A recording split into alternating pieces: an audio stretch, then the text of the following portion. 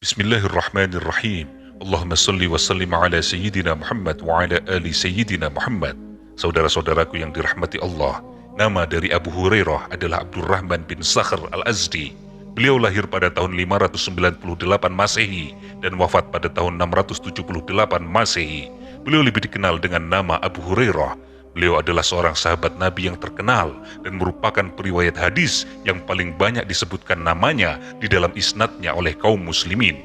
Abu Hurairah berasal dari kabilah Bani Daus, yaitu sebuah kabilah yang ada di negeri Yaman. Ia diperkirakan lahir 21 tahun sebelum Hijriah. Sejak kecil, Abu Hurairah sudah menjadi yatim. Ketika mudanya, ia bekerja kepada Basrah binti Ghazawan, yang kemudian setelah masuk Islam, Basrah dinikahi olehnya. Nama asli Abu Hurairah pada masa jahiliyah adalah Abdus Syam, yang artinya hamba matahari. Ia dipanggil sebagai Abu Hurairah, artinya ayah atau pemilik kucing kecil, karena ia suka merawat dan memelihara kucing. Suatu ketika Abdullah bin Rafi berkata kepada Abu Hurairah, "Wahai Abu Hurairah, mengapa engkau memiliki panggilan Abu Hurairah?" Kemudian ia menjawab, "Apakah yang kau khawatirkan dariku, wahai Abdullah?" Kemudian aku berkata, "Benar, demi Allah, wahai Abu Hurairah, sungguh aku khawatir terhadapmu." Kemudian Abu Hurairah berkata, "Wahai Abdullah, aku dulu bekerja menggembalakan kambing keluargaku. Kemudian ada seekor kucing kecil yang selalu ada di sisiku. Ia selalu ada bersamaku. Lalu ketika malam tiba, aku menaruh kucing kecil itu di sebatang pohon. Jika hari telah siang, aku pergi ke pohon itu. Kemudian aku bermain-main dengannya. Maka kemudian aku dipanggil Abu Hurairah, yang artinya bapaknya si kucing kecil."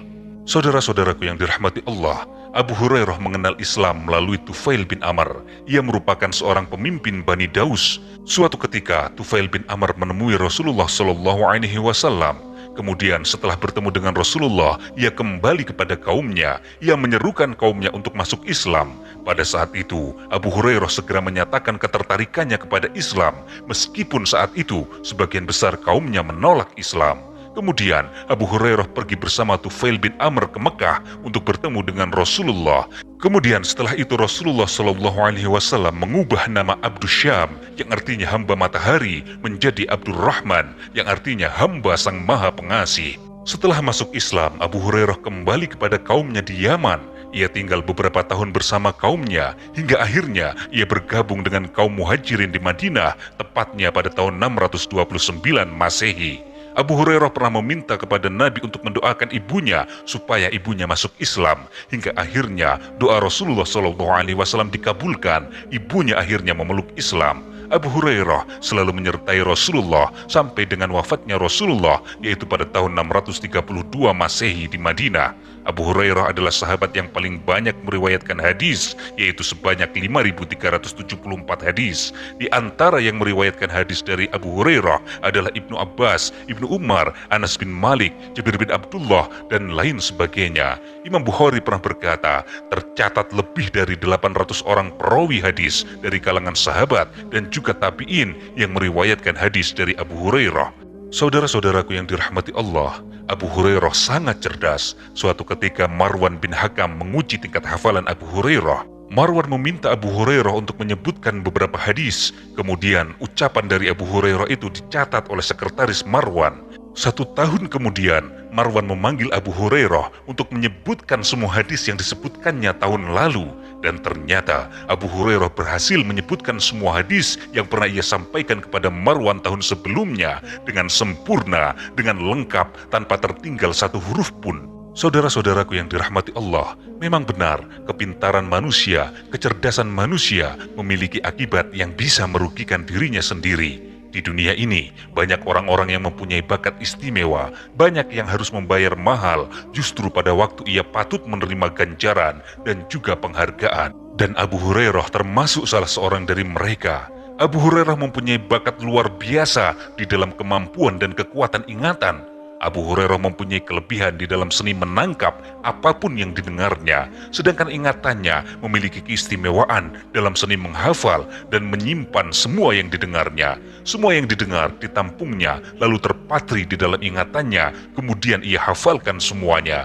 Hampir ia tak pernah melupakan satu kata atau satu huruf pun dari apa yang telah didengarnya, sekalipun usianya semakin bertambah dan masa telah berganti-ganti. Oleh karena itu, Abu Hurairah mewakafkan mewakafkan hidupnya untuk mendampingi Rasulullah sehingga termasuk yang terbanyak menerima dan menghafalkan hadis serta meriwayatkan semuanya. Sewaktu datang masa-masa pemalsu hadis yang dengan sengaja membuat hadis bohong dan hadis palsu yang seolah-olah berasal dari Rasulullah, mereka memperalat nama Abu Hurairah dan menyalahgunakan ketenarannya di dalam meriwayatkan hadis dari Rasulullah, sehingga sering mereka mengeluarkan sebuah hadis dengan menggunakan kata-kata berkata Abu Hurairah, dari Abu Hurairah, dan lain sebagainya.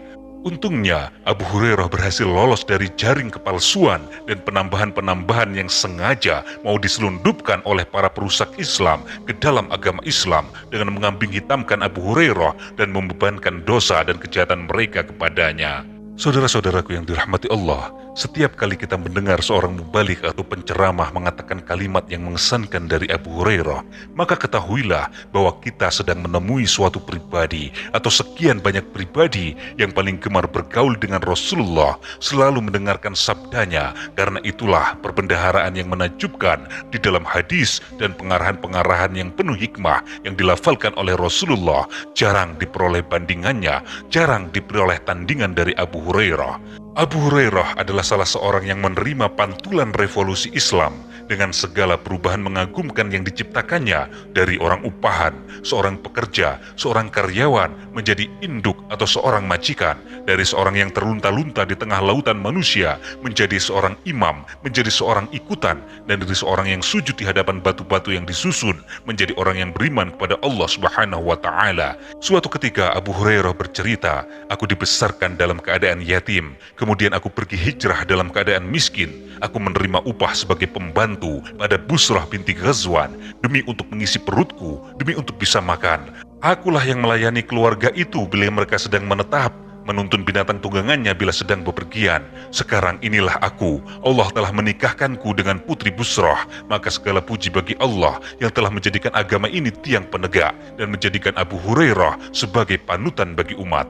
Saudara-saudaraku yang dirahmati Allah, Abu Hurairah datang kepada Rasulullah pada tahun yang ke-7 Hijriah, sewaktu Rasulullah berada di Khaybar. Kemudian Abu Hurairah memeluk Islam karena dorongan kecintaan dan kerinduannya kepada Islam. Dan semenjak ia bertemu dengan Rasulullah, kemudian berbaiat kepadanya, hampir-hampir ia tidak berpisah lagi dengan Rasulullah, kecuali pada saat-saat waktu tidur. Begitulah berjalan selama masa 4 tahun dilaluinya bersama Rasulullah, yakni sejak ia masuk Islam sampai wafatnya Rasulullah SAW. Waktu 4 tahun merupakan waktu yang sangat panjang, penuh dengan segala hal baik, dari perkataan sampai kepada perbuatan dan pendengaran. Dengan fitrah kecerdasannya yang sangat kuat, Abu Hurairah mendapatkan kesempatan yang besar yang memungkinkan baginya untuk memainkan peran penting dalam berbakti kepada Allah dan Rasulullah. Pahlawan perang di kalangan sahabat sangat banyak, ahli fikih, juru dakwah, dan para guru sangat banyak, tetapi lingkungan dan masyarakat memerlukan tulisan dan memerlukan seorang penulis. Pada waktu itu, ada para sahabat yang mampu menulis, tetapi jumlah mereka sangat sedikit, apalagi sebagiannya tidak mempunyai kesempatan untuk mencatat hadis-hadis yang diucapkan oleh Rasulullah. Sebenarnya Abu Hurairah bukanlah seorang penulis, ia hanya seorang yang sangat pandai menghafal. Di samping itu, ia memiliki kesempatan karena ia tidak punya tanah yang harus digarap, ia juga tidak punya harta yang harus diperdagangkan. Ia pun menyadari bahwa dirinya termasuk orang yang masuk Islam belakangan, maka kemudian ia bertekad untuk mengejar semua ketinggalannya dengan cara mengikuti Rasulullah SAW dan secara tetap menyertai majelis-majelis ilmu dari Rasulullah. Abu Hurairah tidak masuk dalam golongan para penulis Rasulullah, tetapi sebagaimana telah kita utarakan, ia adalah seorang yang terampil menghafal dan kuat ingatannya. Karena ia tidak punya tanah yang akan ditanami atau perdagangan yang akan menyibukkannya, ia tidak pernah berpisah dengan Rasulullah, baik di dalam masa Rasulullah berjalan maupun di saat Rasulullah menetap di Madinah. Begitulah Abu Hurairah mempermahir dirinya dan ketajaman daya ingatnya untuk menghafal hadis-hadis dari Rasulullah serta semua pengarahan dari Rasulullah. Sewaktu Rasulullah telah pulang kepada Allah, Abu Hurairah terus-menerus menyampaikan hadis-hadis yang ia terima dari Rasulullah, yang menyebabkan sebagian sahabat merasa heran sambil bertanya-tanya di dalam hati, dari mana datangnya hadis-hadis ini, kapan didengarnya, kapan diendapkannya, kapan diingatnya. Kemudian Abu Hurairah memberikan penjelasan untuk menghilangkan kecurigaan dan menghapus keraguan-raguan yang menulari para sahabatnya. Maka Abu Hurairah berkata, "Wahai saudara-saudaraku semua, kalian mengatakan bahwa Abu Hurairah banyak mengeluarkan hadis dari Rasulullah. Kemudian Tuhan katakan pula orang muhajirin yang lebih dulu masuk Islam dan tidak menceritakan hadis-hadis yang kusampaikan. Maka ketahuilah, sahabat-sahabatku orang muhajirin sibuk dengan perdagangan dan di pasar-pasar mereka, sedangkan sahabat-sahabatku orang-orang Ansor sibuk dengan tanah pertanian mereka, sedangkan aku adalah seorang perantau, aku adalah orang miskin, aku paling banyak menyertai majelis Rasulullah, maka aku hadir sewaktu yang lain absen. Dan aku selalu ingat dikala mereka lupa karena kesibukannya. Suatu hari Rasulullah pernah berbicara kepada kami. Rasulullah bersabda, siapa saja yang membentangkan serbannya sampai selesai pembicaraanku, kemudian ia meraihnya kepada dirinya, maka ia tak akan lupa satupun dari apa yang telah didengarnya dariku. Maka setelah itu, kuhamparkan kainku, lalu Rasulullah berbicara kepadaku, kemudian kuraih kain itu kepada diriku, dan demi Allah, tidak ada satupun yang terlupa bagiku dari apa yang telah kudengar dari Rasulullah. Demi Allah, kalau tidaklah karena ada ayat di dalam kitabullah, niscaya tidak akan kukabarkan kepada kalian sedikit pun tentang apa yang Rasulullah sampaikan. Ayat itu adalah, sesungguhnya orang-orang yang menyembunyikan apa yang telah kami turunkan berupa keterangan-keterangan dan petunjuk sesudah kami nyatakan kepada manusia di dalam kitab mereka, itulah yang dikutuk oleh Allah dan dikutuk oleh para pengutuk, yaitu para malaikat. Al-Baqarah 159. Demikianlah Abu Hurairah menjelaskan rahasia kenapa hanya ia seorang diri yang banyak mengeluarkan riwayat dari Rasulullah. Yang pertama, karena ia meluangkan waktu untuk menyertai Rasulullah lebih banyak daripada sahabat yang lainnya. Yang kedua, karena ia memiliki daya ingat yang kuat yang telah diberi berkat oleh Rasulullah sehingga ia jadi semakin kuat. Yang ketiga, ia menceritakannya bukan karena ia gemar bercerita, tetapi karena keyakinan bahwasanya menyebarluaskan hadis dari Rasulullah merupakan tanggung jawab terhadap agama dan hidupnya. Kalau tidak dilakukannya, berarti ia menyembunyikan kebaikan dan kebenaran, dan termasuk orang yang lalai yang sudah tentu akan menerima hukuman akibat kelalaiannya. Oleh sebab itu, ia harus memberitakannya, tak satu pun yang menghalanginya dan tak seorang pun boleh melarangnya. Pada suatu hari, Amirul Mukminin Umar bin Khattab berkata kepada Abu Hurairah, "Wahai Abu Hurairah, hendaklah kamu menghentikan menyampaikan hadis dari Rasulullah. Bila tidak, maka akan kukembalikan kau ke tanah Daus, yaitu ke tanah kaumnya dan tanah keluarganya." Tetapi larangan itu tidaklah mengandung suatu tuduhan bagi Abu Hurairah, hanyalah sebagai pengukuhan dari suatu pandangan yang dianut oleh Umar, yaitu supaya orang-orang Islam dalam waktu itu tidak membaca dan tidak menghafalkan yang lain kecuali Al-Quran, sampai ia melekat dan mantap dalam hati sanubari dan pikiran umat muslim. Hal itu karena pada saat setelah wafatnya Rasulullah SAW, umat muslim mulai menghimpun Al-Quran. Dikhawatirkan banyaknya orang yang menghafalkan hadis akan menyebabkan kesimpang siuran dan campur baur yang tak berguna dan tak perlu terjadi antara Al-Quran dengan Al-Hadis. Oleh karena itu Umar berpesan, sibukkanlah dirimu dengan Al-Quran karena dia adalah kalamullah. Dan kata Umar lagi, kurangilah olehmu meriwayatkan dari Rasulullah kecuali yang mengenai amal perbuatannya. Dan sewaktu beliau mengutus Abu Musa al-Ash'ari ke Irak, kemudian Umar berpesan kepadanya, sesungguhnya Anda akan mendatangi suatu kaum yang di dalam masjid mereka terdengar bacaan Al-Quran seperti suara lebah. Maka biarkanlah seperti itu dan jangan Anda bimbangkan mereka dengan hadis-hadis, dan aku yang menjadi pendukung Anda di dalam hal ini. Al-Quran sudah dihimpun dengan jalan yang sangat cermat sehingga terjamin keasliannya tanpa dapat dirembesi oleh hal-hal yang lain. Adapun hadis, maka Umar tidak dapat menjamin bebasnya dari pemalsuan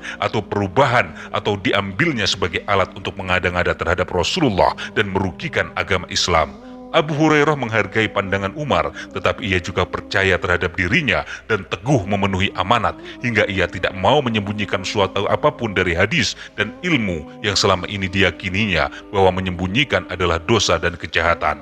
Demikianlah, setiap ada kesempatan untuk menumpahkan isi dadanya, isi pikirannya berupa hadis yang pernah didengarkan dan ditangkapnya dari Rasulullah, tetap saja disampaikan dan dikatakan olehnya. Hanya terdapat pula suatu hal yang merisaukan, yang menimbulkan kesulitan bagi Abu Hurairah karena seringnya ia bercerita dan banyaknya hadis, yaitu adanya tukang hadis yang lain yang menyebarkan hadis-hadis dari Rasulullah dengan menambah-nambah dan melebih-lebihkan hingga para sahabat tidak merasa puas terhadap sebagian besar dari hadis-hadis Abu Hurairah.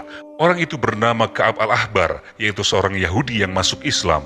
Pada suatu hari, Marwan bin Hakam bermaksud menguji kemampuan menghafal dari Abu Hurairah. Maka kemudian Marwan bin Hakam memanggil Abu Hurairah, dipanggilnya untuk membawakan hadis-hadis dari Rasulullah. Sementara itu, diam-diam Marwan menyuruh sekretarisnya untuk menulis apa yang dibawakan oleh Abu Hurairah dari balik dinding rumahnya. Setelah 1 tahun berlalu, dipanggilnya Abu Hurairah untuk kembali ke rumahnya. Abu Hurairah dimintanya untuk membacakan hadis-hadis yang dulu pernah ia sampaikan. Ternyata tidak ada satupun hadis yang dilupakan oleh Abu Hurairah. Semuanya berhasil diingat, semuanya berhasil disebutkan olehnya tanpa tertinggal satu huruf pun.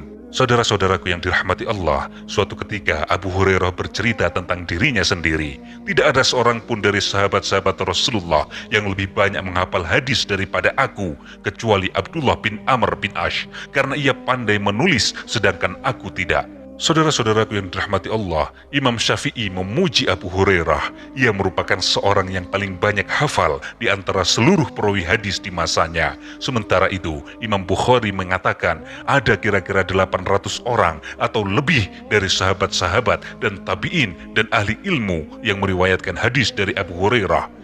Saudara-saudaraku yang dirahmati Allah, demikianlah Abu Hurairah merupakan suatu perpustakaan besar yang telah ditakdirkan lestari dan abadi. Abu Hurairah termasuk seorang ahli ibadah. Ia banyak mendekatkan diri kepada Allah. Ia selalu melakukan ibadah bersama istri dan anaknya. Waktu malam dihabiskan oleh Abu Hurairah dan keluarganya untuk beribadah secara bergiliran. Pada awalnya, Abu Hurairah melakukan ibadah sampai 1/3 malam, kemudian dilanjutkan oleh istrinya 1/3 malam selanjutnya, dan selanjutnya 1/3 sisanya dimanfaatkan oleh putrinya. Dengan demikian, tidak ada satu saat pun yang berlalu setiap malam di rumah Abu Hurairah, melainkan berlangsung di sana ibadah, zikir, dan sholat. Saudara-saudaraku yang dirahmati Allah, karena keinginannya untuk memusatkan perhatian dan selalu menyertai Rasulullah, Abu Hurairah pernah menderita kelaparan. Ia pernah menceritakan kepada kita bagaimana rasa lapar menggigit perutnya, maka diikatkan batu dengan surbannya ke perut, kemudian ditekannya ulu hati dengan kedua tangannya. Lalu Abu Hurairah terjatuh di dalam masjid sambil menggeliat kesakitan, sehingga sebagian sahabat menyangkanya menderita ayan, padahal sama sekali bukan. Saudara-saudaraku yang dirahmati Allah, semenjak Abu Hurairah memeluk Islam, ia tidak pernah mengalami persoalan hidup, kecuali ada satu masalah yang hampir menyebabkannya tidak dapat tidur. Masalah itu adalah tentang ibunya, karena waktu itu ibunya menolak untuk masuk Islam. Bukan hanya menolak saja, ibunya bahkan menyakitkan perasaannya dengan menjelek-jelekan Rasulullah di depannya. Pada suatu hari, ibunya kembali mengeluarkan kata-kata yang menyakitkan hati Abu Hurairah tentang Rasulullah SAW, hingga Abu Hurairah tidak dapat menahan tangisnya karena sedih. Kemudian ia pergi kepada Rasulullah. Sambil menangis, Abu Hurairah berkata kepada Rasulullah, "Ya Rasulullah, aku telah meminta ibuku masuk Islam, akan tetapi ajakan itu ditolaknya ya Rasulullah. Dan hari ini aku baru saja memintanya untuk masuk Islam, akan tetapi sebagai jawabannya ia malah mengeluarkan kata-kata yang tidak aku sukai tentang Anda ya Rasulullah. Karenanya ya Rasulullah, mohon Anda doakan kepada Allah, kiranya ibuku diberi petunjuk oleh Allah tentang Islam." Maka Rasulullah berdoa, "Ya Allah, tunjukilah ibu Abu Hurairah."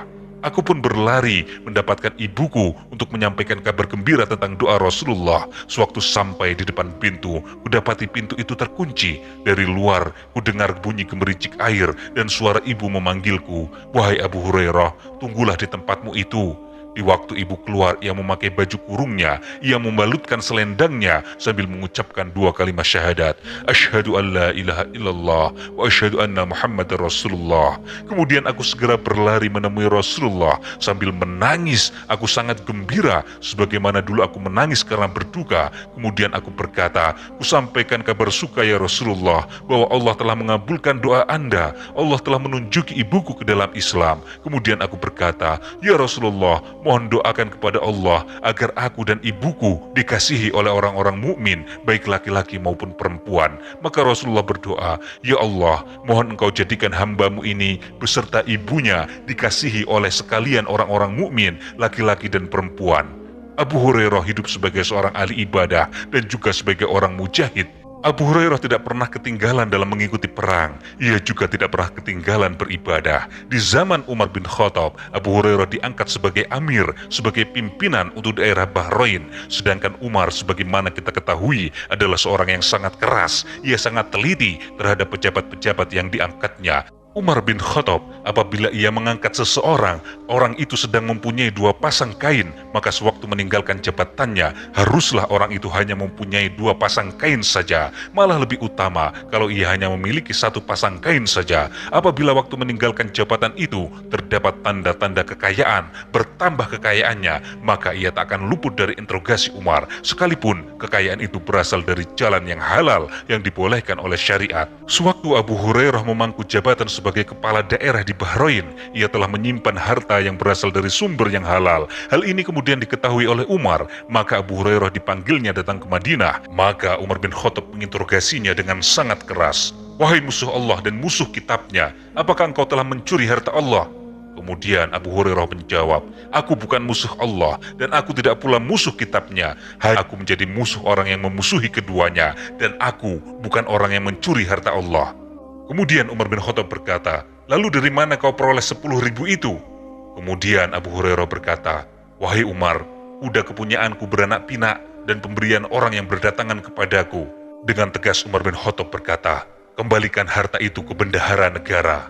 Abu Hurairah menyerahkan harta itu kepada Umar. Kemudian ia mengangkat tangannya ke arah langit sambil berdoa, "Ya Allah, ampunilah Amirul Mukminin." Tidak selang beberapa lamanya, Umar bin Khattab memanggil Abu Hurairah kembali dan menawarkan jabatan kepadanya di wilayah yang baru. Akan tetapi ternyata permintaan dari umat itu ditolak oleh Abu Hurairah. Kemudian Umar bertanya, "Kenapa engkau menolak ini, wahai Abu Hurairah?" Kemudian Abu Hurairah menjawab, "Wahai Umar, aku menolaknya supaya kehormatanku tidak sampai tercela, hartaku tidak dirampas, dan punggungku tidak dipukul." Kemudian Abu Hurairah melanjutkan, "Wahai Umar, aku takut menghukum tanpa ilmu dan berbicara tanpa belas kasihan." Kata-kata Abu Hurairah itu seakan sebagai sindiran kepada Umar karena sebelumnya telah menghukumnya tanpa sebuah kesalahan. Saudara-saudaraku yang dirahmati Allah, pada suatu hari Abu Hurairah sangat rindu bertemu dengan Allah. Selagi orang-orang yang mengunjunginya mendoakannya cepat sembuh dari sakitnya, Abu Hurairah berulang-ulang memohon kepada Allah. Ia berkata, "Ya Allah, sesungguhnya aku sangat rindu bertemu denganmu. Semoga engkau pun demikian ya Allah, semoga engkau merindukanku." Dan ternyata benar, pada tahun ke-59 Hijriah, di usianya yang ke-78 tahun, Abu Hurairah berpulang ke rahmatullah. Ia dikuburkan di pemakaman Baqi, di tempat yang beroleh berkah. Di sanalah jasadnya dibaringkan, dan sementara orang-orang yang mengiringkan jenazahnya kembali dari perkuburan, mulut dan lidah mereka tiada henti-hentinya membacakan hadis yang disampaikan oleh Abu Hurairah kepada mereka dari Rasulullah yang mulia. Salah seorang dari mereka yang baru masuk Islam bertanya kepada temannya, "Mengapa guru kita yang telah berpulang ini diberi gelar Abu Hurairah, bapak kucing kecil?" Tentu saja temannya yang telah mengetahui jawabannya akan menjawab, "Di waktu jahiliyah namanya adalah Abdu Syam, dan tatkala ia memeluk Islam, ia diberi nama oleh Rasulullah dengan Abdurrahman. Ia sangat penyayang kepada binatang. Ia mempunyai seekor kucing yang selalu ia beri makan, digendongnya, dibersihkannya, dan diberinya tempat. Kucing itu selalu menyertainya, seolah-olah bayangannya. Inilah sebabnya ia diberi gelar Bapak Kucing. Semoga Allah ridho kepadanya dan menjadikannya ridho kepada Allah Subhanahu wa Ta'ala. Wallahu a'lam bishawab."